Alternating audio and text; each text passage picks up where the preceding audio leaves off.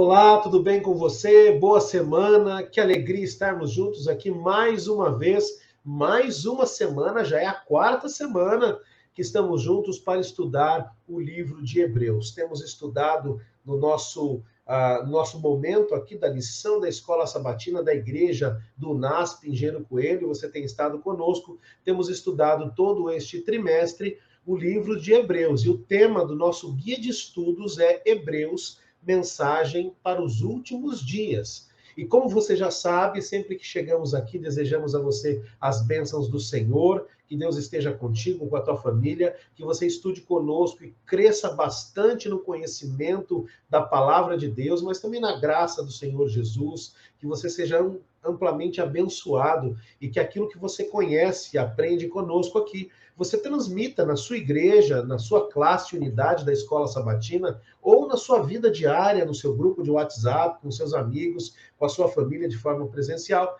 Eu sou o pastor Júlio Ribeiro, responsável pelo Ministério da Escola Sabatina aqui da Igreja do UNASP. E hoje nós iremos estudar um tema, mais uma vez, muito importante, que é o tema Jesus, nosso irmão fiel. Mas antes de entrarmos na temática, de apresentar os nossos convidados, eu queria lembrar você que estamos a cada semana fazendo um sorteio especial. E eu vou mostrar aqui a você o livro do Dr. Félix Cortez, Carta aos Hebreus, o autor da fé, que é o livro que acompanha o nosso guia de estudos. Portanto, se você se inscrever em nosso canal, se você deixar o seu like, ativar as notificações quando se inscrever e deixar também o comentário, você vai participar de um sorteio, onde nós iremos sortear ao longo desse trimestre 13 livros, um para cada uma das nossas lições, 13 livros, e você, se for sorteado,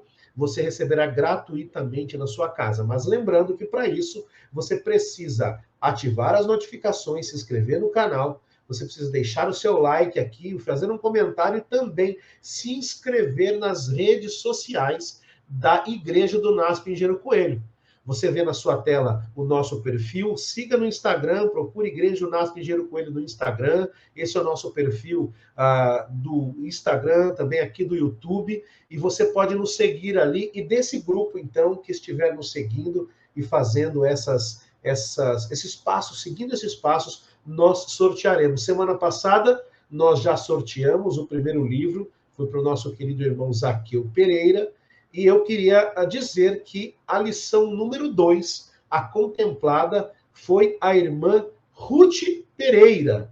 Não sei se eles são parentes, mas, de qualquer modo, a irmã Ruth Pereira foi a contemplada. Irmã Ruth, você no final pode entrar em contato conosco, tá bom? Você vai poder enviar um e-mail para nós. Nós estamos numa parceria aqui com a livraria digital livro7.com, que é quem está presenteando aí esse livro para vocês, tá bom? Então você, irmã Ruth, entre em contato conosco através desse e-mail, mande aí o seu nome, uma pequena foto do seu RG para comprovar que a senhora é a senhora, mande o seu endereço também para que a gente possa enviar gratuitamente este livro de presente. O irmão Zaqueu foi o ganhador do primeiro episódio, da primeira lição, e a irmã Ruth da lição número 2. E nós vamos assim sorteando a cada semana. Hoje, ao final da nossa gravação aqui, do nosso estudo, na verdade, nós iremos anunciar o vencedor do sorteio da lição número 3. Então, fique aí, ao final, você não pode perder.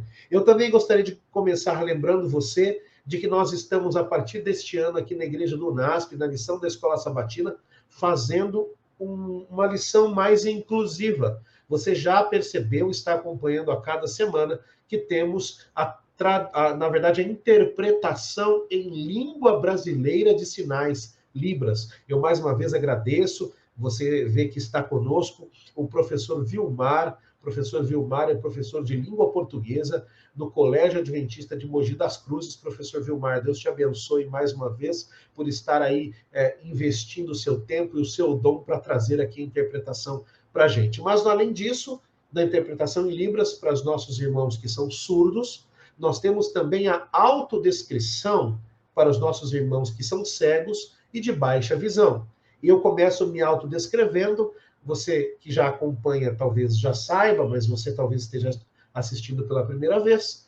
Eu tenho 1,79, eu tenho pele branca, eu tenho rosto arredondado, cabelos pretos, cortados bem baixinho com máquina do cabeleireiro, né? Eu peço para passar a máquina número 2. Eu estou vestindo uma camiseta de algodão preta.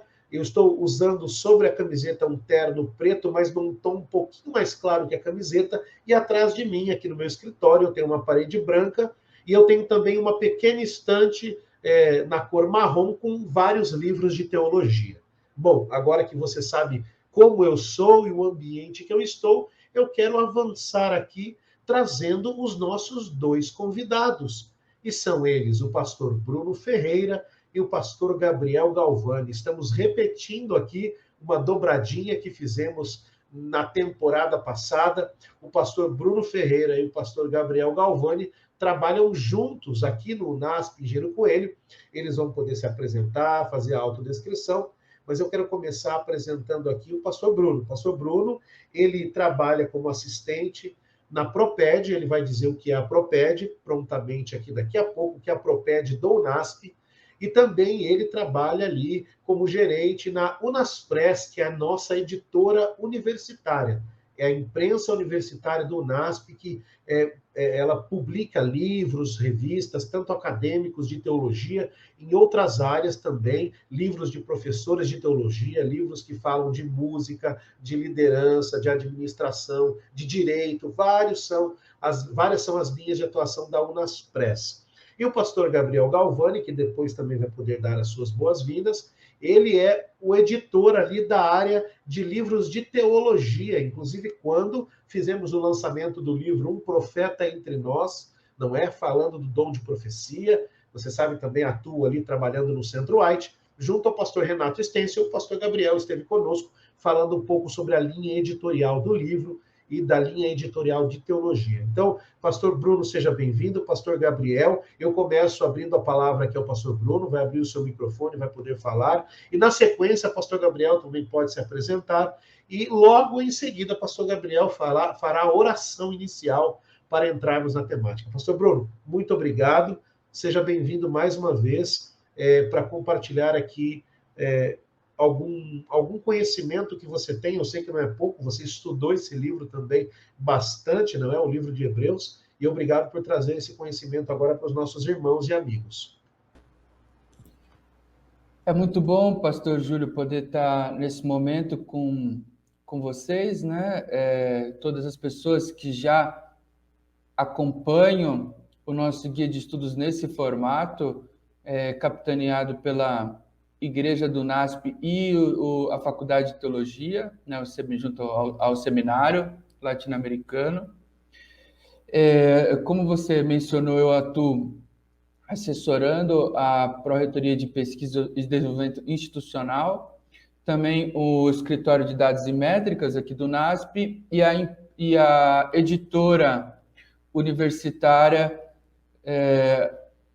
denominada Unaspress, né, que atua também o pastor Gabriel.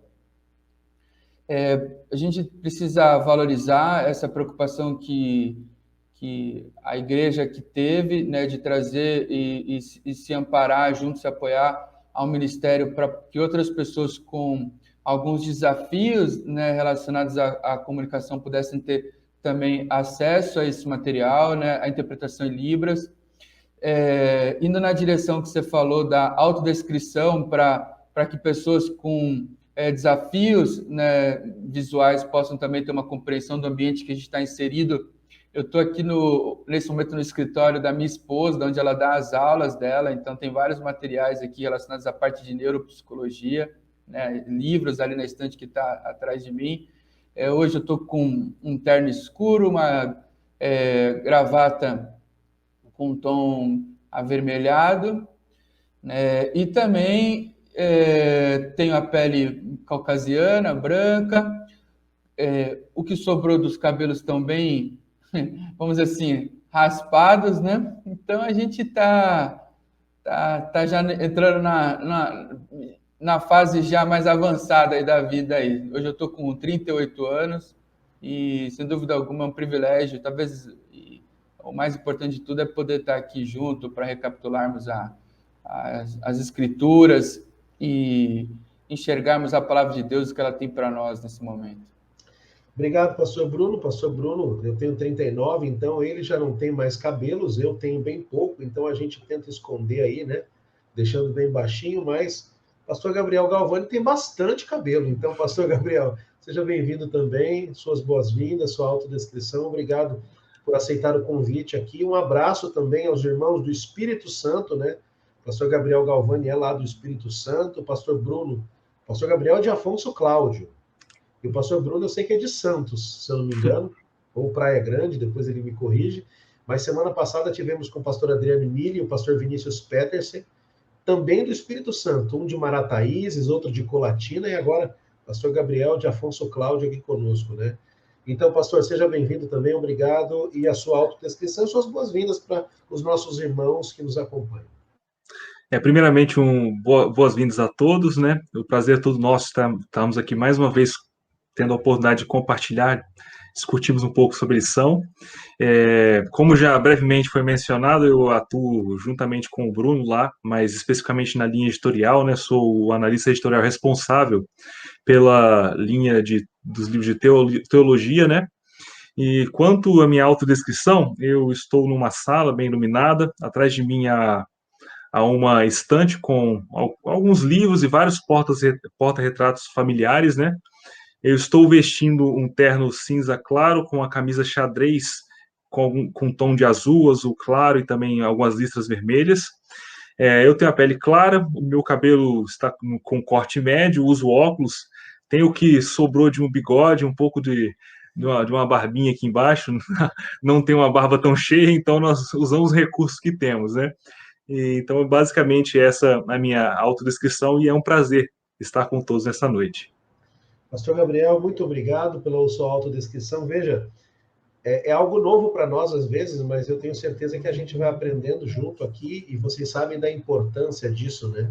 Da inclusão. Então, quando futuramente forem pregar numa igreja que tem alguma pessoa cega ou de baixa visão, vocês já estão treinados agora para falar no auditório. Pastor Bruno, por favor. O pastor Júlio, né? Eu me sinto realmente assim, bastante sensibilidade, principalmente pessoas que têm baixa acuidade visual, né? Eu tenho uma miopia bem avançada, né? São quase 20 graus de miopia em cada olho, né? E um ceratocone, né? Inclusive tramita hoje no Congresso uma petição para que o ceratocone seja enquadrado potencialmente como PCD.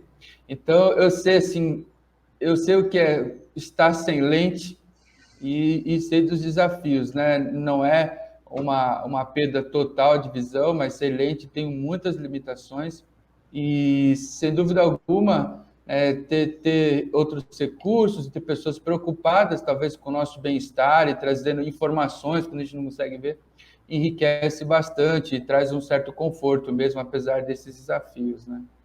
Louvado seja Deus, essa é a nossa intenção, né? A Escola Sabatina, junto com o Ministério Adventista das Possibilidades, o qual também tenho o privilégio de servir aqui na Associação Paulista Central, na região da União Central Brasileira, e também ali como conselheiro voluntário na divisão sul-americana, realmente preocupado com o bem-estar dos nossos irmãos, né? Que têm algum tipo de deficiência. Obrigado, pastor Bruno, por compartilhar conosco. Quem sabe futuramente então não seremos do mesmo time, né? Pessoas com deficiência. Eu já estou no grupo, possivelmente aí o senhor também, você também participará desse grupo futuramente. Pastor Gabriel, por favor, você que segundo o livro de Levítico também não poderia ser sacerdote, porque usa óculos, né? Uma medida nos olhos, isso é uma história para outro dia a gente conversar, mas eu fiz essa brincadeira. Faça oração nesse momento, pedindo que Deus abençoe a nós aqui, essa semana, quem está nos assistindo, mas também todos os nossos irmãos, muitos adventistas, outros de outra denominação também, por gentileza. Oremos então. Senhor nosso Deus e Pai, gratos somos a Ti porque temos, neste momento, a oportunidade de nos aproximarmos de Ti através do estudo da Tua Palavra. Obrigado, Senhor, porque a Tua revelação foi legada a nós, e temos, assim, a oportunidade de conhecer mais sobre o Senhor e a sua vontade para nós, principalmente em relação ao plano da redenção, que tu tens, de maneira grandiosa, desdobrado ao longo da história. Pedimos em especial para que o Senhor possa abençoar os nossos irmãos que estão acompanhando essa recapitulação da lição neste momento. Pedimos que o Senhor derrame bênçãos preciosas e grandiosas sobre cada um deles, e que eles possam, juntamente conosco, aprender um pouco mais sobre Ti. Acompanhe-nos com o Teu Espírito, guie-nos e ajude-nos a cada dia mais refletir o Teu caráter. Isso é o que pedimos, e pedimos no nome do nosso Santo e Salvador Jesus Cristo. Amém, Senhor.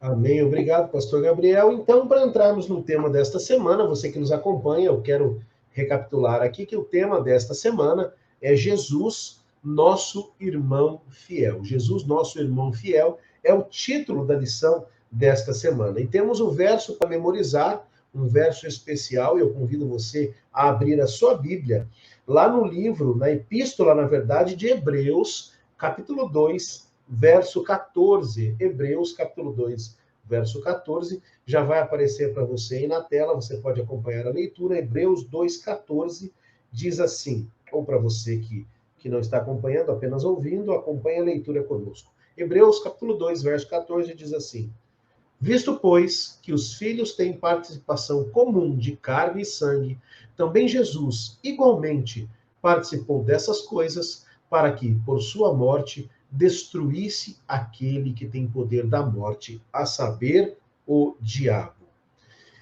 O livro de Hebreus apresenta, queridos que nos acompanham, no seu capítulo 1, eles apresentam claramente, o capítulo 1 apresenta Jesus como sendo o divino Senhor, Criador. Na verdade, os primeiros capítulos de Hebreus têm a preocupação de apresentar Jesus como sumo sacerdote, o Filho de Deus, legislador, governante sobre os anjos, alguém que realmente é Deus, está acima dos anjos, é um com o Pai, mas que legisla sobre toda a humanidade. Também é dito em Hebreus, no início, que ele é filho de Deus, ele foi gerado por Deus, não no sentido de ser gerado, ter sido criado, mas ter sido entronizado como filho de Deus. O Pai declara que ele é o seu divino filho, mas também nos é dito aqui, a partir do capítulo 2 de Hebreus, que Jesus ele é também um sumo sacerdote humano, misericordioso. E o livro de Hebreus, ele vem nos apresentando, poucos livros apresentam de forma tão intensa a humanidade e a divindade de Jesus, não é, pastor Bruno? É por isso que a lição dessa semana vem tratando deste tema, Jesus, nosso irmão fiel. A lição de domingo tem como título O Irmão como Redentor. E eu começo aqui, então, pedindo ao pastor Bruno que nos ajude. E eu disse logo no começo, na primeira, na segunda lição, pastor Bruno, que Hebreus tem uma relação muito forte com o livro de Levítico. Assim como Daniel está como base para o livro do Apocalipse, nós encontramos o livro de Levítico no Antigo Testamento com uma relação muito forte com a epístola de Hebreus. Pastor Bruno, lendo ali Levítico 25, capítulo 25, dos versos 25 a 27, também dos versos 47 a 49, e para você que nos acompanha, eu relembro, nós não iremos ler todos os versos, não iremos citar todos os versos, porque esperamos que você esteja estudando a sua lição e tendo aqui a gente como um complemento, um comentário à sua lição. Mas, pastor Bruno, baseados nesses textos que eu citei, quem, na verdade, poderia resgatar alguém que tivesse sido perdido, vendido como escravo, ou tivesse a sua propriedade ter sido perdida? Existe uma legislação, existe algum código moral, alguma lei que apresentava alguém como em condições de ajudar uma pessoa que ou perdia uma propriedade no Antigo Testamento, ou que ela mesma havia perdido sua liberdade por ter se tornado escrava? E qual relação isso tem com a declaração lá de Hebreus, pastor Bruno, capítulo 2, versos 14 a 16? Será que nós somos, pelo menos em parte, parecidos com alguém que se encontra nessa situação que eu disse de Levítico? O livro de Levíticos, ele traz uma situação, né, de vulnerabilidade quando alguém, uma família, né, quando é um indivíduo, sua casa, eles passavam por uma situação de vulnerabilidade, existia a possibilidade de haver um resgatador, uma pessoa que pudesse ajudá-la. A expressão que inicia lá em Levíticos capítulo 25, verso 25 se teu irmão. Então ele já usa essa expressão assim mais próxima, e por isso aqui no Guia de Estudos eles resgatam a mesma expressão, né? Já que é utilizada essa expressão teu irmão, mas a gente vê isso se expandindo num círculo mais amplo, dentro do próprio livro de Levíticos, a questão de que a possibilidade de um parente próximo poder ser apresentado como um resgatador. Isso é forte lá no livro de Ruth também.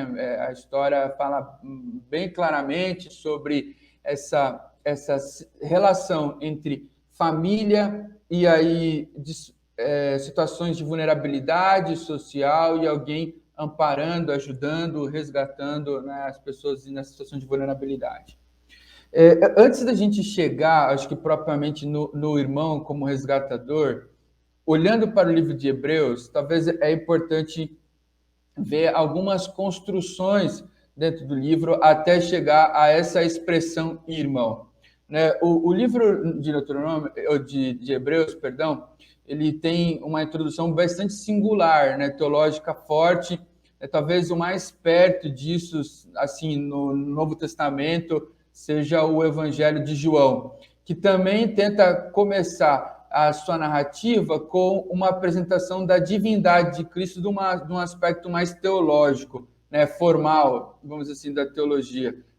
Os evangelhos, de maneira geral, eles falam dos eventos, e aí, através dos eventos, eles tentam descrever a divindade de Cristo. Só que o Evangelho de João, ele apresenta, de certa forma, um pouco mais esboçado, vamos dizer assim, teologicamente, com elementos teológicos mais abstratos, essa caracterização de Cristo, como verbo, usando algumas outras expressões para trabalhar a divindade de Cristo. E o livro de Hebreus é um co-irmão ali com o livro de João, apesar de ter sido escrito antes. Né? O Evangelho de João provavelmente vai ser a última obra neotestamentária a ser escrita ali pelo autor. O livro de Hebreus ele acontece antes. E a primeira personagem, vamos dizer assim, o primeiro personagem do livro de Hebreus é Deus. E ao apresentar Deus, diz lá, né? Havendo Deus. Deus é o primeiro personagem apresentado no livro. E na sequência, ele apresenta a Cristo como filho. Então, Deus não é apresentado como um pai, tipo, explicitamente, vamos assim, denominadamente no primeiro capítulo. Antes dele ser apresentado como pai, é apresentado a paternidade. Vamos dizer assim, apresenta-se que ele tem um filho. Quando a gente fala de ter um filho, não estou dizendo assim que não é a discussão se Jesus ele é menor do que Deus. A questão é que o Deus todo-poderoso, majestoso, que está acima do céu, era conhecido muito fortemente na mentalidade judaica. E agora, o autor do livro de Hebreus, ele tenta dizer que existe um filho que, inclusive, é semelhante ao pai. É a expressão exata do pai. Então, ele fala dessa paternidade não como uma hierarquização, simplesmente, ou dizer quem é maior ou quem é menor, mas ele tenta mostrar o quanto o filho é semelhante ao pai. Então, o primeiro filho, vamos dizer assim, que é apresentado desse grande pai majestoso é o filho Cristo, que depois vai ser mais esmiuçado e detalhado. Só que essa família celeste, ela não fica circunscrita apenas a esse Pai Celestial e a esse Filho. Existem outros filhos, vamos dizer assim, rebeldes ou perdidos. Inclusive, o capítulo 1 do livro de Hebreus, ele encerra com uma menção de que os anjos são o quê? Eles são ministradores, indivíduos, entidades que estão trabalhando para aqueles que hão de herdar a salvação. Então, de alguma forma, os anjos são apresentados como aqueles que estão trabalhando focados em quem? Na família perdida de Deus, naqueles que precisam, os filhos que precisam receber a salvação, que precisam ser resgatados.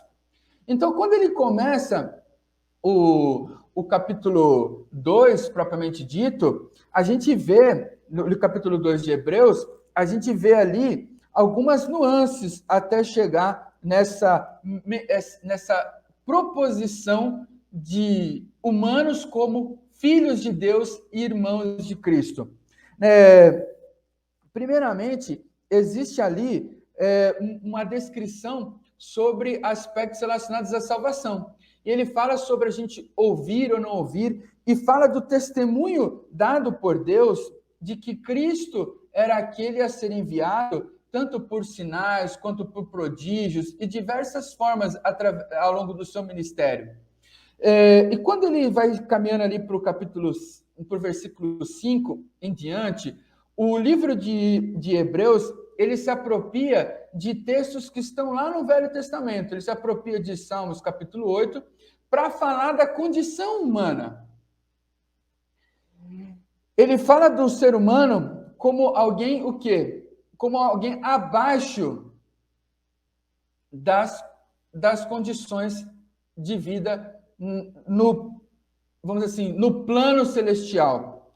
E Cristo, ele é apresentado como aquele que se sujeita à condição do ser humano. Então, ele não é apenas filho de Deus, o filho de Deus que é apresentado no capítulo 1 em sua divindade, como agora ele passa a ser apresentado como filho de Deus em sua humanidade. Ele vai falando das características humanas de Cristo. Isso torna nós ainda mais próximos de Deus. Se Deus pode ter um filho totalmente divino, isso é claro pela teologia do primeiro capítulo de Hebreus. Só que o capítulo 2 fala que Deus também pode ter um filho plenamente humano, né? E aí, essa caracterização de Cristo como um humano 100%, vamos dizer dessa forma, né? Existem implicações teológicas muito mais profundas, a gente pode discutir isso posteriormente. Mas como Cristo é caracterizado também como um 100% humano, é descrito dessa forma no capítulo 2, então, de alguma forma, a família de Deus, ela não vê problemas de ele ter outros irmãos humanos. Só que a condição desses outros irmãos humanos é diferente da condição de Cristo. E isso também é detalhado no capítulo 2.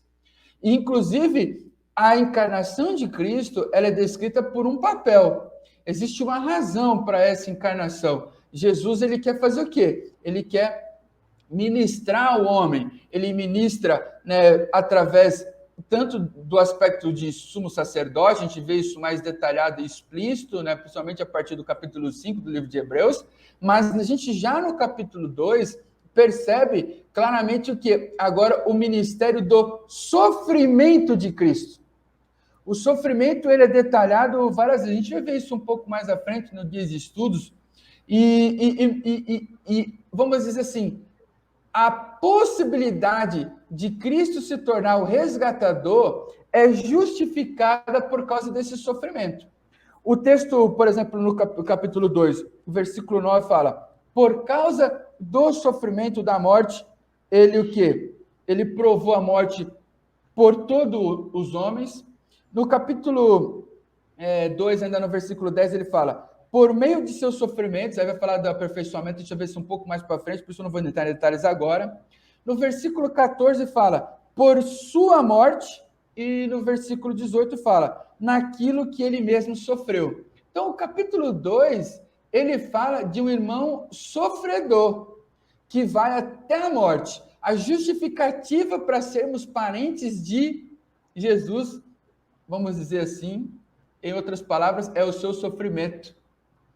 Ele partilha dos nossos sofrimentos, isso vai ser dito no capítulo 2, mas ele não só partilha dos sofrimentos que tivemos, ele partilha de sofrimentos ainda mais intensos, ao ponto de entregar-se na morte de cruz, para que possamos realmente ser adotados, resgatados por Deus por toda a eternidade.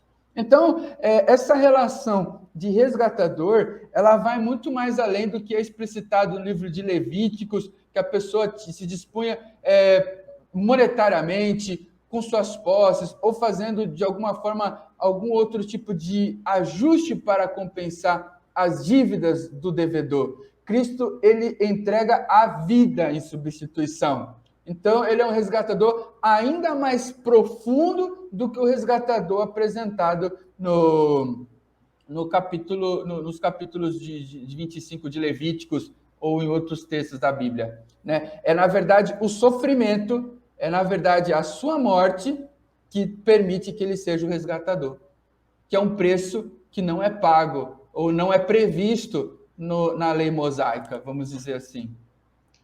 Obrigado, pastor Bruno. Se lembrando que essa ideia do Goel, né, o resgatador na Bíblia hebraica, no Antigo Testamento, ela é bem interessante e você trouxe algumas coisas muito interessantes relacionadas a essa questão do preço.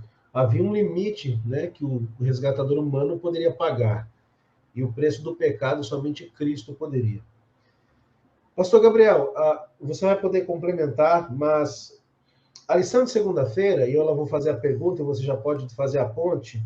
A lição de segunda-feira vem dizendo que ele não se envergonha de chamá-los de irmãos. E aí apresenta claramente o texto de Hebreus, capítulo 2, verso 11, onde diz que Jesus não se envergonha de nós, de ser esse nosso irmão que o pastor Bruno apresentou. E apesar dele ser um com Deus, ele nos abraça, ele abre a família de Deus para nos receber. E essa solidariedade também é apresentada na lição, em contraste, né, com a vergonha pública que os leitores de Hebreus estavam sofrendo dentro das comunidades cristãs, relatado ali em Hebreus 10, 33. Eu pergunto, pastor Gabriel, lendo Hebreus capítulo 11, versos 24 a 26, ali são apresentadas algumas decisões tomadas por Moisés, que também é um tipo de Cristo.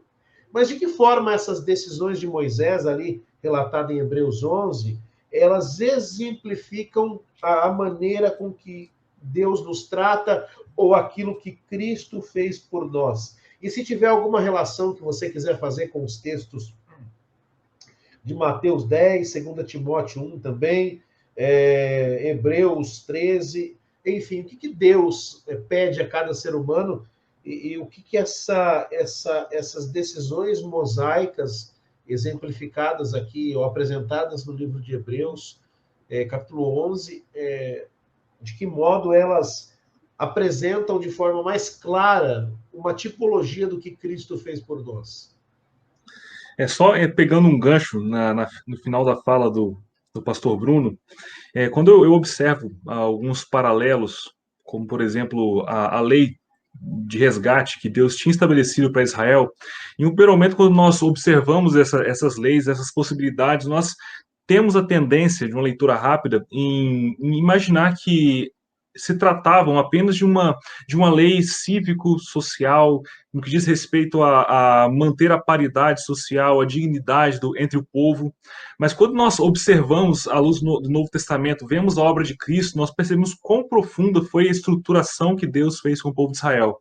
Em cada detalhe da vida do povo havia uma pequena lição, às vezes não tão completamente desdobrada, até nós compreendemos a partir do Novo Testamento, sobre como Deus atuaria. E nós vemos então que Israel, como um todo, eles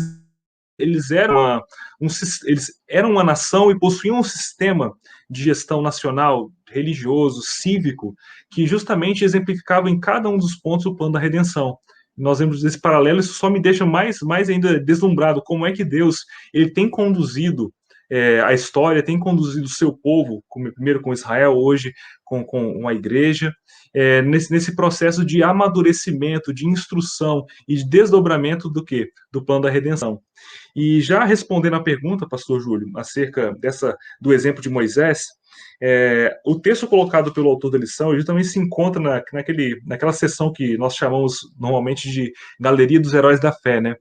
E basicamente o Paulo, ao mencionar Moisés, ele faz questão de dizer como Moisés ele possuía um status, uma situação muito positiva, muito confortável no Egito, mas em prol justamente do bem do seu povo, o povo de Israel, e de certa forma também seguindo os propósitos de Deus, nos quais ele havia sido instruído desde pequeno, ele escolheu lançar mão de tudo isso para justamente se identificar com o povo.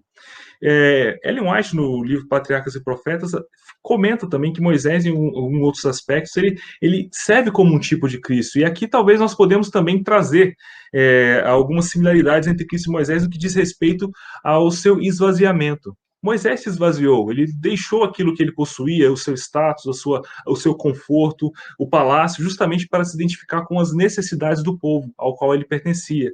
E isso é muito profundo quando nós olhamos para o lado de Cristo. Lá em Filipenses 2, 6 a 8, nós temos um texto que, teologicamente, ele é muito profundo e tem uma grande linhagem na teologia cristã, que é um texto que fala do esvaziamento de Cristo. Lá em Filipenses, no capítulo 2, nos versículos de 6 a 8, nós lemos o seguinte: pois ele, no caso Cristo, subsistindo em forma de Deus, não julgou como usurpação o ser igual a Deus. Antes, a si mesmo se esvaziou, assumindo a forma de servo, tornando-se em semelhança de homens e reconhecido em figura humana. A si mesmo se humilhou, tornando-se obediente até a morte e morte de cruz. Esse texto, existe um termo específico que é a situação kenótica de Cristo, que o verbo grego utilizado aqui em Filipenses é o verbo kenou, que tem a conotação de esvaziar-se, privar-se da sua força, e foi justamente o que Cristo fez. Ele sendo Deus, subsistindo na forma de Deus, o que ele fez? Ele se esvaziou, deixou a sua divindade, deixou o seu poder. Para quê? Para se identificar conosco. Isso é muito profundo porque transcende todas as nossas... qualquer possibilidade de nós acharmos que Deus está distante do ser humano, que é um Deus despótico, que não se identifica com as nossas necessidades, que não conhece a nossa realidade, principalmente nos tempos em que estamos vivendo, né? É interessante nós pensarmos nisso porque os 2 últimos anos não foram fáceis, né? E por vezes nós nos vemos postos em situações de aparente desamparo, e é importante nós sempre trazermos à mente que, embora muitas vezes nos sintamos desamparados, alheios a qualquer tipo de auxílio, de qualquer tipo de supervisão, sabemos o quê? Que Cristo está ao nosso lado, que Ele está ciente do que está acontecendo. Ele é o nosso ajudador, Ele é o nosso intercessor. E Ele passou por tudo isso, Ele sabe. Ele se esvaziou em nosso lugar, morreu na cruz em nosso lugar. Ele sabe exatamente o que é ser um ser humano.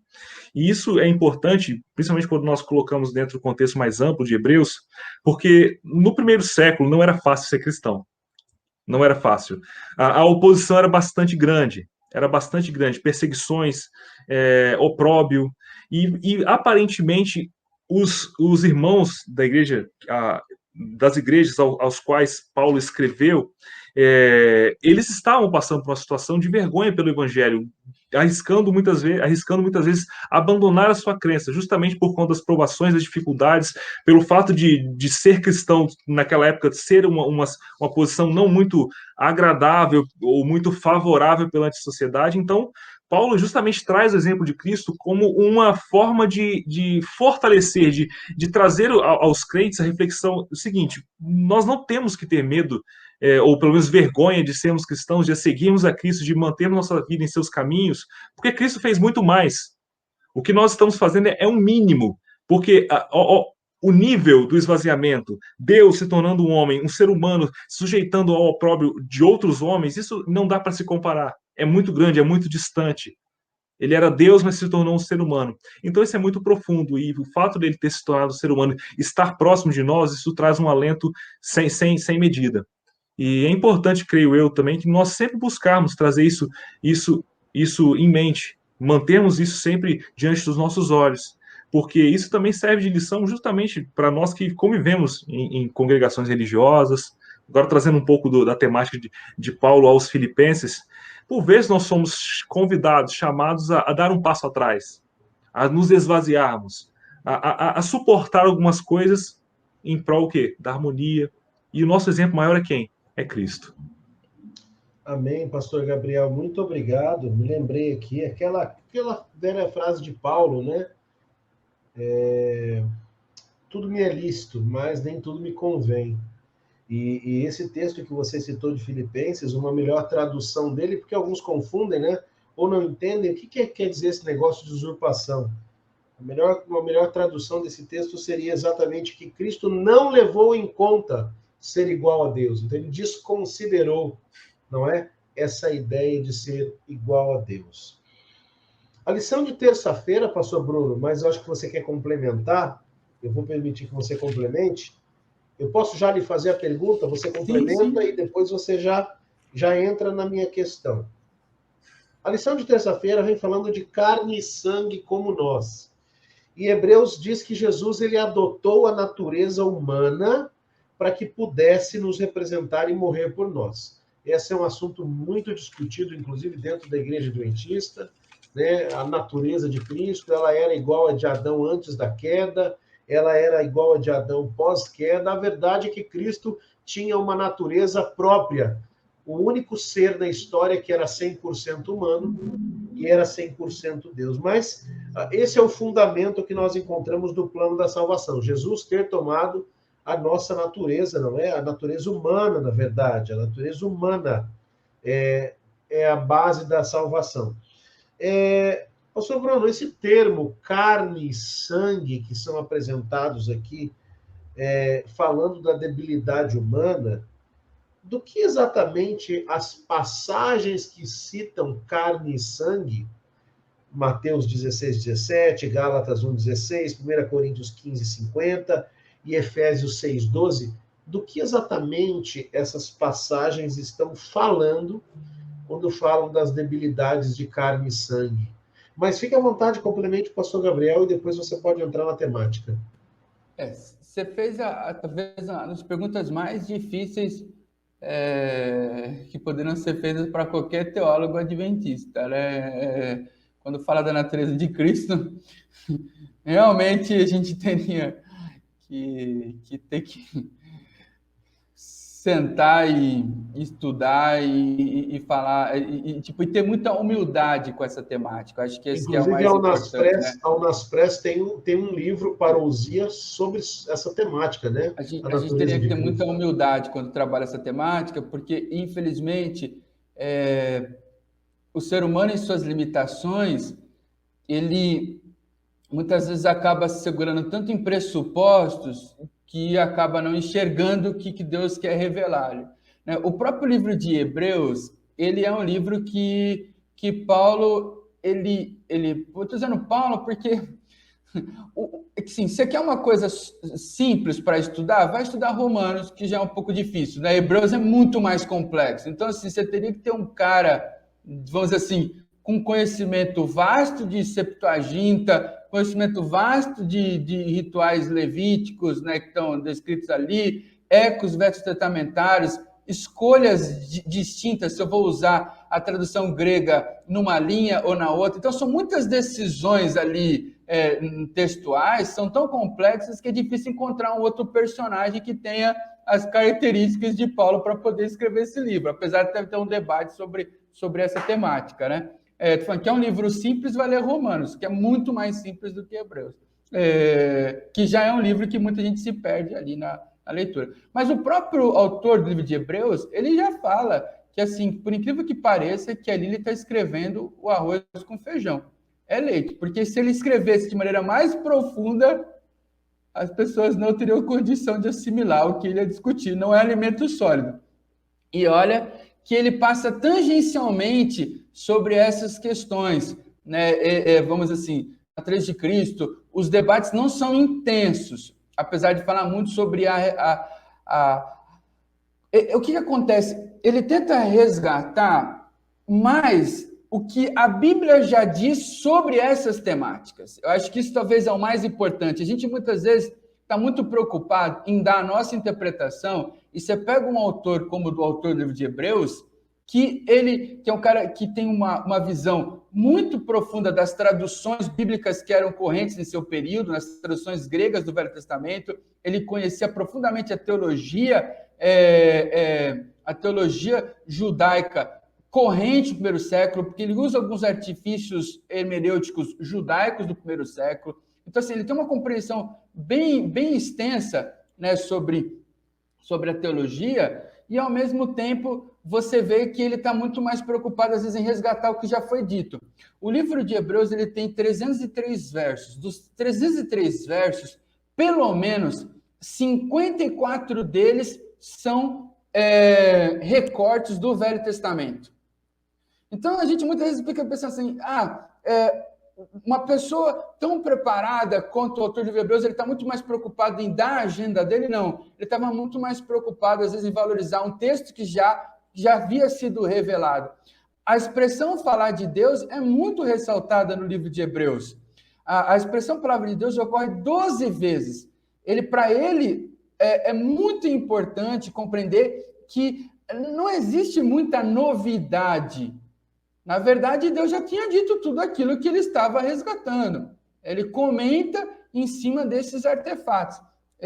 Antes de entrar propriamente nessa temática que é mais complexa e difícil, eu queria resgatar um pouquinho do que está no capítulo 2, que eu acho que até ajuda a gente a avançar nessa direção.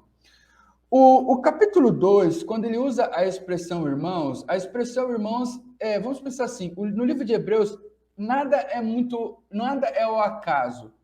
As estruturas, as citações, as expressões, elas são escolhidas de maneira técnica, muitas vezes, né? E isso traz beleza para o texto. Vamos dizer assim, como se você estivesse numa obra literária com camadas diferentes, com profundidades diferentes. E quando você vai entrando nas camadas literárias mais profundas do livro de Hebreus, você vai percebendo que as escolhas são técnicas, as escolhas não são ao acaso das expressões. Quem usa a expressão irmãos, primeiramente, vamos dizer assim, o autor aponta nessa direção, é o próprio Cristo. É dito no verso 11 do capítulo 2, assim, e que ele não se envergonha de lhes chamar irmãos. Então, vamos dizer, é o próprio Cristo que usa a expressão dizendo, né, essa é a visão do autor do livro de Hebreus, de que ele não tem vergonha de ser chamado como irmãos. E aí ele vai resgatar um texto veterotestamentário, ele vai resgatar ali o Salmos capítulo 20, para dizer, dizendo, aos meus irmãos declarei o teu nome. Ou seja, ele vai dizer assim, vamos olhar para o Velho Testamento como uma frase do próprio Cristo, dizendo que ele não se envergonha de ser chamado de seus irmãos. Ele pergunta assim, mas aquilo no Velho Testamento, Salmo capítulo 22, por que isso daí? O que isso tem a ver com Cristo? Não foi Cristo que disse isso. Cristo disse as bem-aventuranças. Cristo falou outras coisas, ele não falou Salmos, vamos dizer dessa forma. Aí que eu falo que falta um pouco de profundidade no livro de Hebreus. As coisas não são à toa, os capítulos não são escolhidos ao acaso, não são seleções de caixinha de promessa, vou lá, pego um texto e ponho lá para enriquecer meu sermão. O que é o capítulo 22? O capítulo 22 de Salmos. É o capítulo que começa assim, o primeiro verso. Deus meu, por que me desamparaste? Quando a gente lembra desse verso, ou escuta esse verso veterotestamentário de Salmos capítulo 22, o que vem à nossa mente? Que momento da vida de Cristo vem à nossa mente? Os momentos de angústia e sofrimento, que é o que está sendo dito no capítulo 2. Outro verso de Salmo 22, versículo 6. Mas eu sou verme e não homem, ou pobre dos homens e desprezado do povo. O versículo 7, todos os que me veem zombam de mim, afrouxam os lábios e meneiam a cabeça. O versículo 8 do capítulo 22 de Salmos, confiou no Senhor, livre-o ele, salve-o, pois nele tem o prazer. Verso 18 do capítulo 22 de Salmos, repartem entre si as minhas vestes, e sobre a minha túnica deitam sortes. E aí, então, o autor... É como se ele deixasse uma pista lá. Estamos falando do sofrimento de Cristo, e ele vai. É um salmo messiânico, um salmo que nos lembra o sofrimento de Cristo, e aí ele vai pegar um dos últimos, né, textos ali do capítulo 22, o versículo 22, né, do capítulo 22 de Salmos, dizer: aos meus irmãos declarei o teu nome, cantarei louvores no meio da congregação. Então, é como se ele pegasse, para ser bem sincero, a parte bonita do Salmo, a parte que menos expressa sofrimento. Mas é a parte que fala da relação de irmandade de Cristo para com a humanidade. Então, assim, o material de Hebreus é um material riquíssimo. Os textos não são escolhidos aleatoriamente, os textos são escolhidos intencionalmente. E quando a gente chega na discussão sobre a relação de Cristo para conosco, o livro de Hebreus tenta ressaltar claramente, como já foi dito, do capítulo 1, que Cristo era plenamente divino, e isso está expresso de diversas formas lá, expressão exata do ser, né? Existem muitas menções. E quando você vai para o capítulo 2, é uma construção que agora vai na outra direção, vai tentar identificar Cristo com a humanidade, profundamente humano, inteiramente humano, só que mesmo na sua humanidade, ele tem distinção dos homens. Papéis distintos, missão distinta, características distintas que são apresentadas em nuances desde o capítulo 2. Mesmo, vamos dizer assim, aquilo que assemelha a ele também é o que distingue. Ele é tão humano que sofre e que morre, mas a morte dele não é a nossa morte. Na verdade, a morte que ele sofre é uma morte que é para ser o nosso resgate, o pagamento da dívida. Então, ao mesmo tempo que você vê um jogo de palavras de semelhanças, você também vê um jogo de palavras de distinções. E, aparentemente, aquilo que está caracterizando Cristo como igual a cada um de nós, também, vamos dizer assim, em sua obra, em sua missão, em suas características, isso distingue. Isso já começa a acontecer no capítulo 2, que vai usar expressões como o autor da salvação deles. Então, enquanto Cristo é semelhante, é humano, está sofrendo, está por meio do seu sofrimento, por meio da sua morte, Cristo também agora é apresentado como distinto. O autor da salvação deles, ou seja, a salvação de todo homem, como diz aqui, por todo homem, no final do versículo 9, ou aqui, a salvação deles, incluindo todos os homens. Nenhum dos homens que são apresentados na galeria da fé em Hebreus 11 são iguais a Cristo. A gente vê, por exemplo, essa observação aí sobre Moisés. O autor do livro de Hebreus, né, você vê que existe esse esvaziamento, sentimento, existe muito uso tipológico de Moisés, né, para espelhar o que Cristo foi.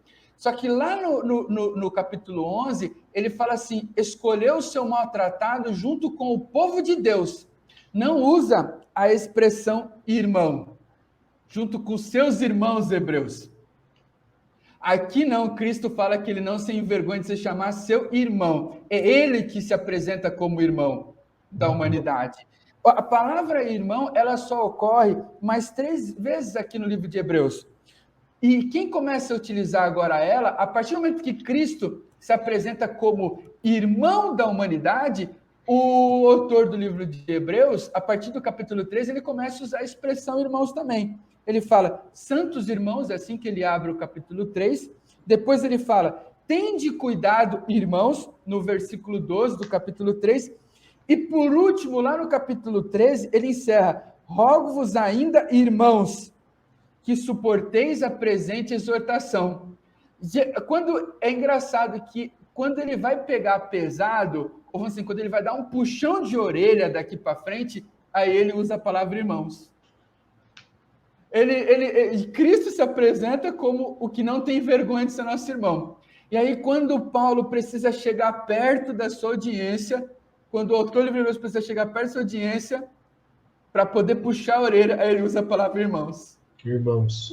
Está junto de vocês. Então, é muito... Só que Paulo, não se apresenta, o autor do livro de Hebreus não se apresenta como um irmão da maneira como Cristo é. Sim. Porque ele não faz o que Cristo faz. Perfeito. Ele não vive a vida que Cristo vive. E talvez essa distinção, né, a gente fala muito do aspecto soterológico e a gente se preocupa muito. E Ellen White muitas vezes teve muitos cuidados, né, sobre isso, apesar de ter várias citações sobre isso. Mas muitas vezes a gente vê o cuidado de Ellen White trabalhar nessas temáticas, a temática do próprio Espírito Santo também, ela tem muito cuidado por causa das nossas limitações, né? Queria encerrar só dizendo o seguinte: se tem uma coisa que claramente é apresentada no livro de Hebreus, é que Cristo é como nós, só que diferente de nós. Para resumir, né, pastor Bruno? É por isso que a Bíblia o chama de monogenês, o único da sua espécie, né? Obrigado, pastor Bruno, muito apropriado que você colocou, e eu vou aproveitar um gancho seu. Na lição de quarta-feira, pastor Gabriel, é dito que Cristo ele é aperfeiçoado, ou nós, na verdade, somos aperfeiçoados por meio do sofrimento. E Cristo também, de certa forma. E aí a lição, o nosso guia de estudos vem apresentando alguns textos de Hebreus capítulo 2, e a pergunta que eu lhe faço: qual era o papel do sofrimento? O pastor Bruno citou bastante isso, sobre Cristo ter sofrido, mas qual era o papel do sofrimento na vida de Cristo? Qual era a função do sofrimento? Ele é visto como servo sofredor, né, também no livro de Isaías, mas qual a função do sofrimento, de acordo com Hebreus? Quando nós falamos quando usamos a palavra perfeição, aperfeiçoar, principalmente no que diz respeito relacionado a Deus, esse é um termo muito sensível, porque nós enxergamos Deus como perfeito, como distante do pecado, como aquele que não erra, e nós vemos agora, até agora nós percebemos que Cristo se encarnou, e agora nós percebemos que Paulo também fala que Cristo foi aperfeiçoado na encarnação. E isso é muito incrível, porque nos mostra uma outra face da divindade. Cristo, ele encarnou, é claro, se tornou um de nós para morrer em nosso lugar. Essa é uma verdade que todo mundo conhece, todo cristão aceita ela como um fato, né? Cristo se encarnou para nos resgatar. Mas só que a encarnação de Cristo, ela também teve uma outra função. Porque Cristo, ele era Deus. É Deus, sempre será Deus. Mas, como Deus, ele não era plenamente capaz de exercer o papel de mediador. Então, alguma coisa faltava.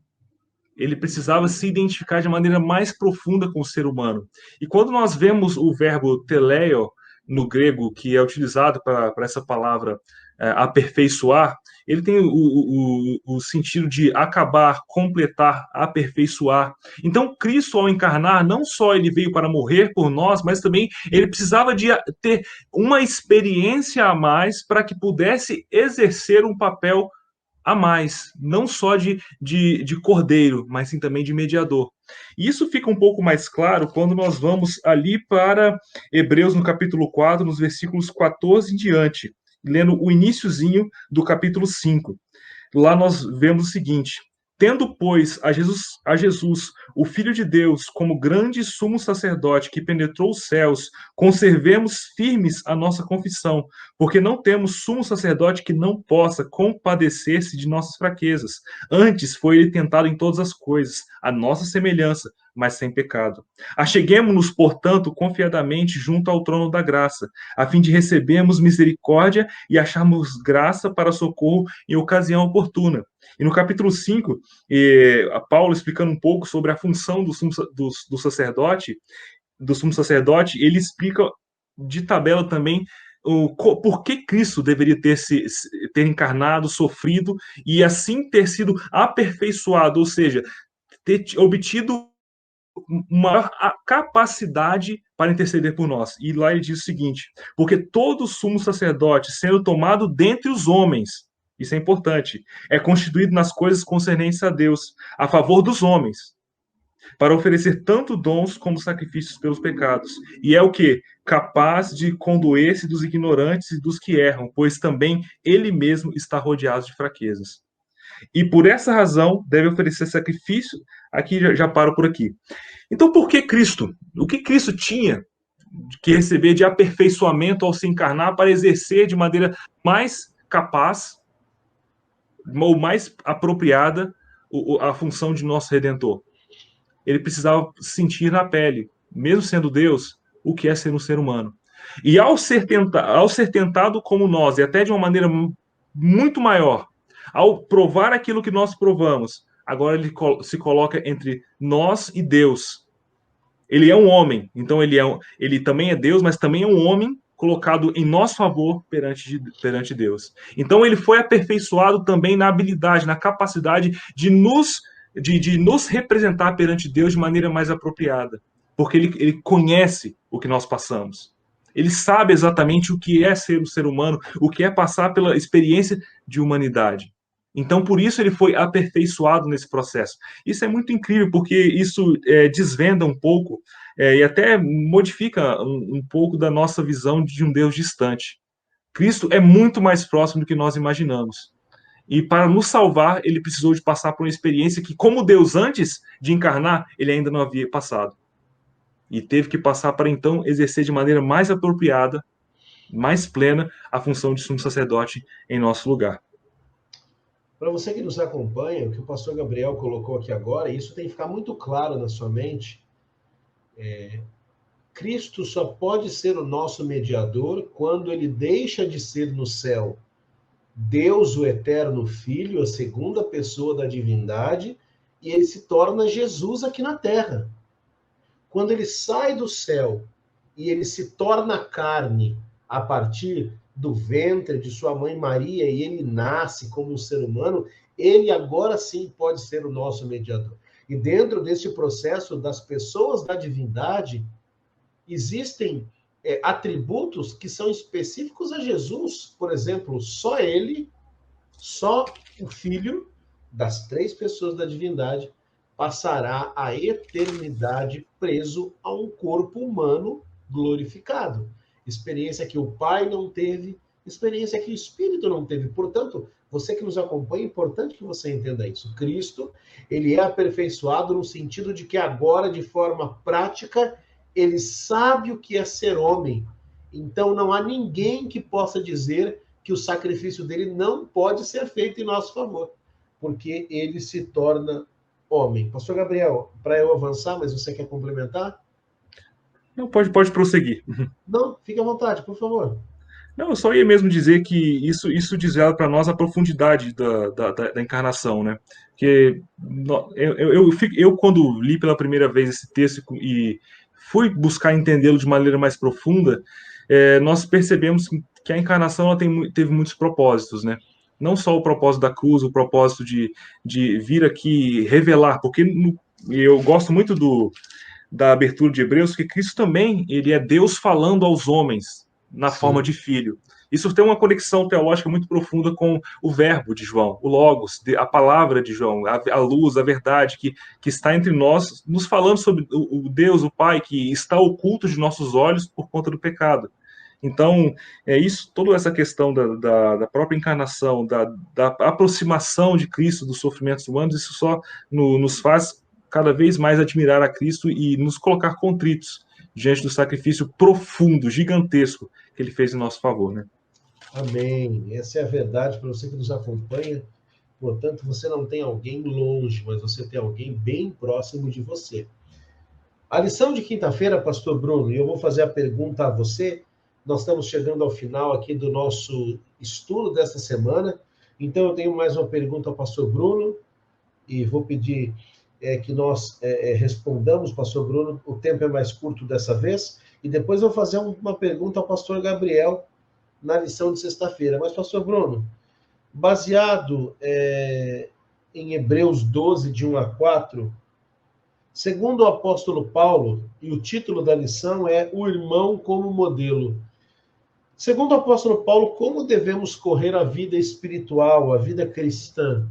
Como Cristo é nosso modelo, de forma que possamos viver a vida cristã como ele viveu? A gente encontra aqui no trecho do capítulo 12 de Hebreus, né, do versículo 1 ali ao 4, Jesus apresentado agora como o autor e consumador da fé. A gente muitas vezes não se atenta para certas nuances no texto, mas essa expressão de Cristo ser apresentado como autor não é a primeira vez no livro de Hebreus, né?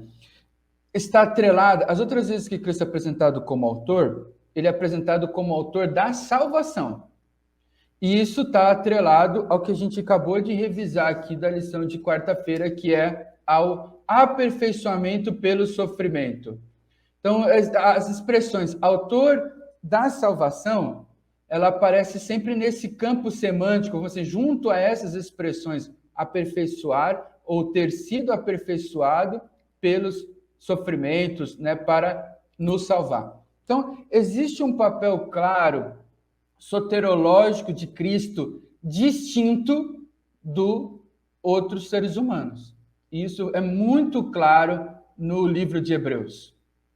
Cristo, ele, apesar de se apresentar no capítulo 2 como identificado conosco, ele é apresentado distinto de nós, e essas expressões de autor da salvação e aperfeiçoamento, elas vão na direção, na verdade, não é de caracterizar como degraus que ele subiu, mas da sua distinção, né? Que ele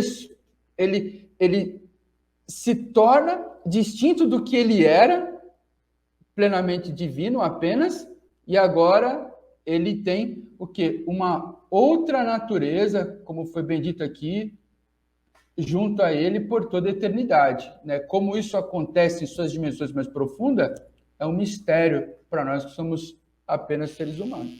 No entanto, quando ele chega no capítulo 2, ele é apresentado como autor e consumador da fé. E aí existe também, na mesma dimensão, semelhanças e diferenças. Porque o capítulo 12, obviamente, vem depois do capítulo 11. O capítulo 11 é uma galeria de pessoas que o quê? Que demonstraram a sua fé. E Cristo é apresentado também em relação à fé.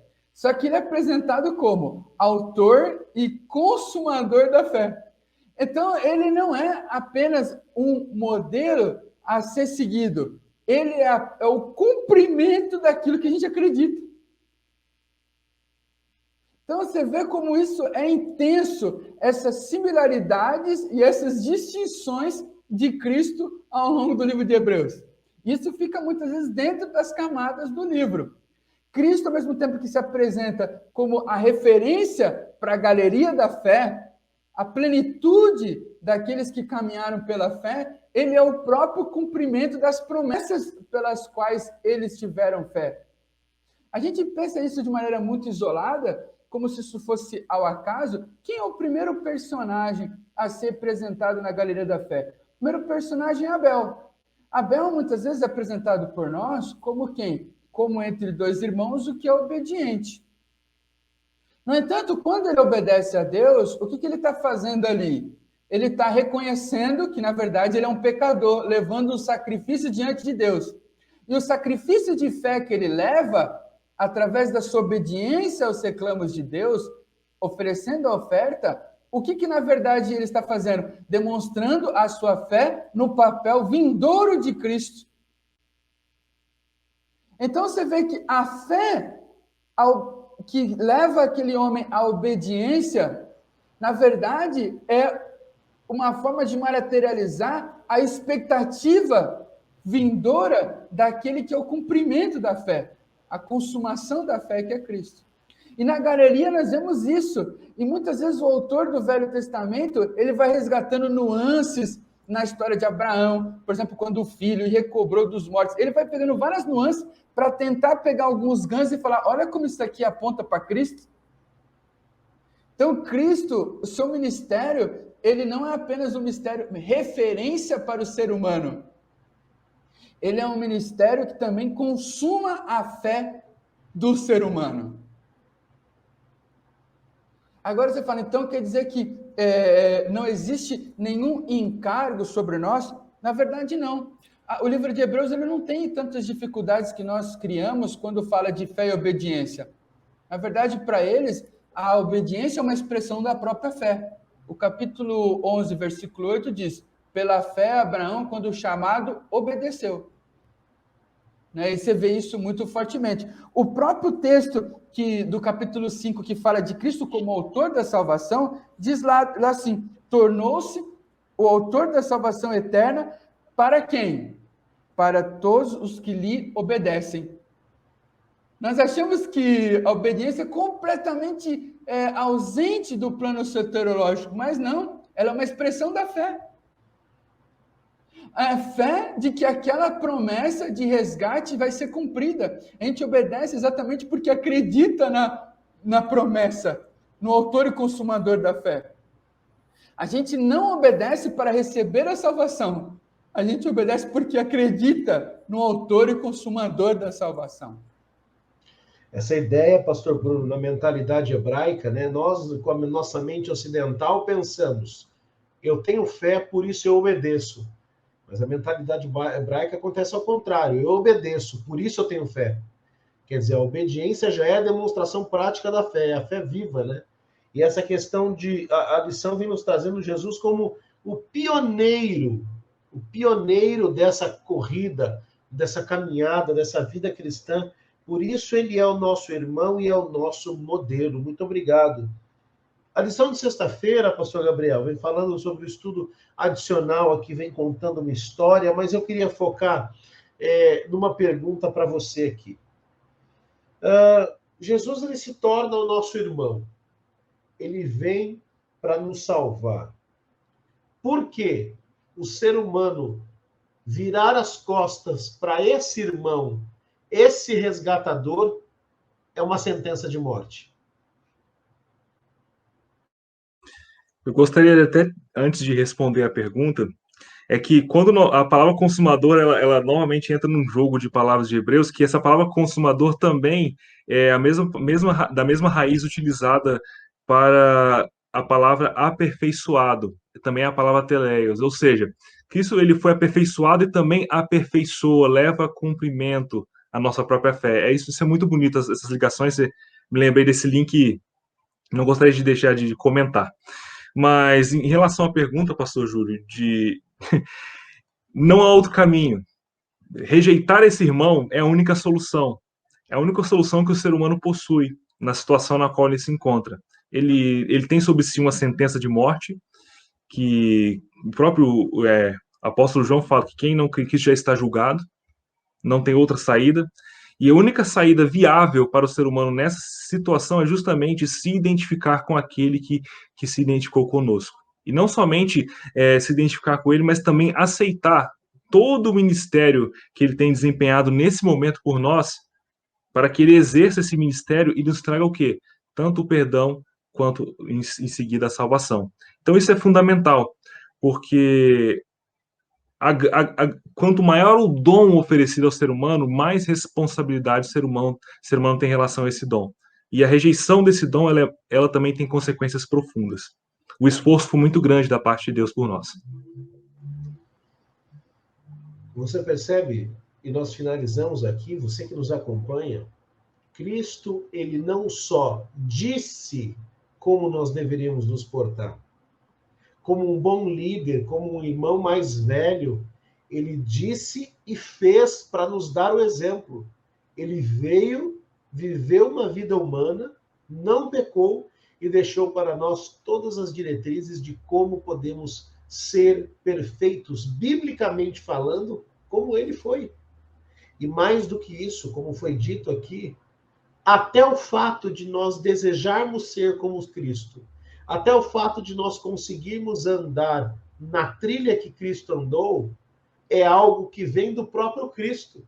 Ele cria, ele dá a fé, e ele consuma, ele executa. Por isso é importante que você entenda, você que me acompanha, Cristo, ele é o começo, o meio e o fim da vida cristã.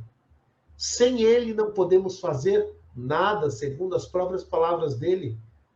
E é através dele que nós podemos obter vitória na vida cristã. E lembrando que vitória na vida cristã não é uma vida de impecabilidade, porque a santificação é um processo que dura toda a vida. Nós aceitamos a Cristo, somos justificados por ele. Abraão creu, e isso lhe foi imputado por justiça. Ponto. A partir daí, essa aceitação de Cristo e a entrega diária a ele me leva a ter uma vida com ele. Essa vida cristã, isso é santificação. E quando ele voltar de uma vez por todas, tirar de nós a nossa natureza pecaminosa, nós finalmente estaremos livres. Isso se chama glorificação. Pastor Bruno Ferreira, pastor Gabriel Galvani, eu quero agradecer muito a vocês mais uma vez. Ô, Júlio, agradecer um também. Comentário. Sim, Bem pastor, breve. pois não. Isso nas coisas que assim eu mais admiro, né, no texto de Hebreus. Quem tem geralmente essas dificuldades soterológicas, salvação, santificação, né, natureza de Cristo, somos nós. O autor ele não tem essas dificuldades. É muito pragmático, né, com relação a essas coisas. Né? Isso fica uma lição, porque muitas vezes nós queremos ser mais sábios que até os autores neotestamentários. Entendeu? Nós queremos muitas vezes dar explicações para coisas que não são explicadas e muitas vezes queremos tirar conclusões de coisas que são muito pragmáticas para eles. Né? A própria questão que você falou da relação entre fé e obediência, um dos textos mais lindos do livro de Hebreus é o versículo 6 do capítulo 11. Ele vem ali depois da história de Abel, geralmente a gente reconhece Abel como um cara obediente, depois fala da história de Enoque, que a gente muitas vezes também fala como um cara hiper obediente, a gente muitas vezes constrói, ele foi tão bonzinho, tão obediente, que ele ganhou o jogo e foi para o céu. Na verdade, quando ele termina de contar essas duas histórias e o autor tenta mostrar o papel soterológico nessas duas histórias, Abel se aproximando de Deus com a sua oferta, reconhecimento do pecado, e falando que a fé foi o fator determinante para a transladação de Enoque, dizendo pela fé foi transladado, o autor ele claramente diz no versículo 6, porque sem fé é impossível agradar a Deus. Então a gente muitas vezes separa como se fossem coisas completamente diferentes. Só que o livro de Hebreus, ele traz uma lição muito difícil, que a gente muitas vezes não escuta, e por isso que ele reforça tanto ouvir a voz de Deus, ouvir a voz de Deus. O capítulo 4 ressalta isso muito. Que qual é a lição? É que o amor de Deus, ele é ininterrupto, ele é profundo, ele é eterno pela humanidade. Só que existe uma problemática. Não é porque Deus nos ama plenamente, independente do que somos, independente do que fazemos, que nós aceitamos estar em relacionamento com Ele. E é isso que o livro de Hebreus tenta trabalhar. A gente vai ver isso posteriormente na aliança. A dificuldade humana é que o amor de Deus, mesmo sendo intenso, independente da condição humana, o ser humano muitas vezes escolhe não estar em aliança com Ele. E a aliança de Deus, muitas vezes, trabalha o quê? O processo agora não só de pagar a nossa dívida, quanto também fazer o quê? Promover transformação em nossa vida. É por isso que lá em Hebreus capítulo 8, ele diz, farei uma nova aliança, na qual imprimirei as minhas leis na sua mente e no meu coração. Então, a proposta de relacionamento de Deus não é um amor não correspondido, em que ele superama do jeito que a gente é, e a gente toca a vida e trai a Deus, e faz o que a gente bem quer da nossa cabeça. Não, é o contrário. Ele paga a dívida, paga o dano que a gente causou, e agora ele se propõe a se relacionar conosco num processo de transformação, em que ele vai imputar a sua lei em nossa mente e em nosso coração, não mais em tábuas de pedra, como é dito no período mosaico. E acho que essa lição fica para nós. Muitas vezes a gente fica tão preocupado com as interpretações que a gente acaba criando distorções, e Deus, no fim das contas, ele quer ter relacionamento com a gente. E a gente esquece o principal, de se aproximar-se dele através da fé. Ele se aproxima de nós para nos salvar, e a gente se aproxima de Deus quando a gente se abre para a fé. Né? Amém. Amém, pastor Bruno. Muito obrigado. A gente realmente precisa É importante a teologia, o estudo, mas conhecer o autor dessas fé é muito mais importante, né? O próprio Cristo. Mas eu queria agradecer muito ao pastor Bruno, também agradecer a sua esposa, a doutora Naomi. A professora Naomi trabalha também aqui no UNASP. Agradecer ao pastor Gabriel, a sua esposa também, a professora Maria Júlia, que é a nossa secretária ali, a nossa tradutora do Centro de Pesquisas Ellen White. Muito obrigado a vocês. Meu desejo é que vocês continuem trabalhando para Cristo. Eu sei que o pastor Bruno está trabalhando, o pastor Gabriel está de férias, mas mesmo assim se dispôs, mesmo em viagem, a estar conosco aqui. Muito obrigado. Deus abençoe vocês grandemente. E antes da oração final, eu queria dizer para vocês, nós já sorteamos o primeiro livro na semana passada para o Zaqueu Pereira. Na verdade, na semana passada, exatamente, fizemos o sorteio do primeiro livro. Hoje, no começo, fizemos do segundo, não é? Foi para a nossa irmã Ruth Pereira. E eu queria anunciar aqui, amigos, antes da oração final do pastor Bruno, a vencedora, uma outra irmã deste livro, do terceiro livro, Carta aos Hebreus, o autor da fé. Como eu disse, nós temos uma parceria, um presente da editora Livro 7, para você da livraria digital Livro 7, e a vencedora, pastor Bruno e pastor Gabriel, é a irmã Rosângela Lázara. Rosângela Lázara, que nos assiste, nos acompanha. Então, Rosângela, parabéns, você ganhou ali o terceiro livro, livro auxiliar da lição da Escola Sabatina, Carta aos Hebreus. Entre em contato conosco, tá bom? Na verdade, com a livraria diretamente, mande o seu nome completo, mande o seu RG, uma cópia ali, uma foto, para que você receba gratuitamente esse prêmio, o terceiro livro aí. Agora, cada semana, na lição número 5, sortearemos o quarto livro, na lição número 6, o quinto livro, e assim vamos compartilhando essa bênção com você. Temos a lição da Escola Sabatina agora com autodescrição, com interpretação em Libras, com presente também, para que você nos acompanhe. Eu sempre lembro você de seguir as nossas redes sociais, siga-nos, inscreva-se, marque ali, deixe seu comentário, deixe um like também. E se você tiver alguma dúvida, precisar de alguma coisa, quiser falar com a gente, pode mandar o seu e-mail, a gente entra em contato com você também, tá bom? Pastores, muito obrigado. Pastor Bruno, encerre este momento com uma lição, com uma oração, perdão, pedindo que Deus mais uma vez abençoe a nós, a quem nos assistiu, como eu tenho certeza que já foi abençoado para todos que aqui nos acompanharam. Por gentileza. Oremos. Santo Deus, obrigado por esse momento muito importante que conseguimos pelo menos desbravar algumas das camadas desse livro bíblico riquíssimo que é o livro de Hebreus.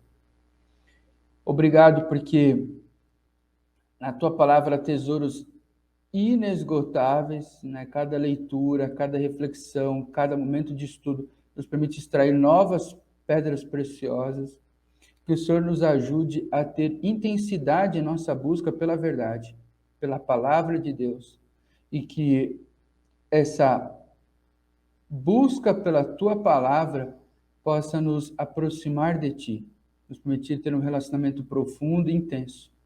Obrigado porque o Senhor decidiu fazer todos os esforços necessários em prol da nossa salvação.